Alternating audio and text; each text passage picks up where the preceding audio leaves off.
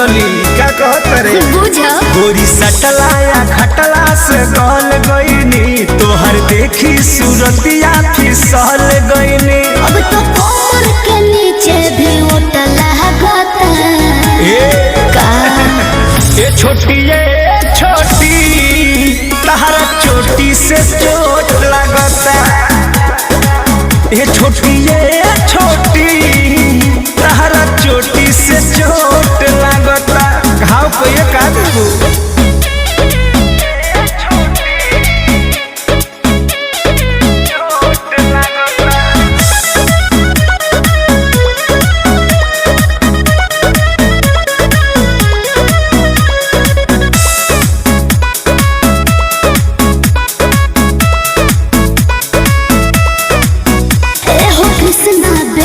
दिया प्रमोद जी प्यार करो नहीं तो होई विरोध जी। अरे वाह क्या वाह ओहो हनु हम जानो तानी जवन चाहतारू अभी पहले उठानी में डाहतारू देह पहले से ज्यादा तुहर मोटा लागता। छोटी जी ए छोटी तहरा चोटी से चोट लगता।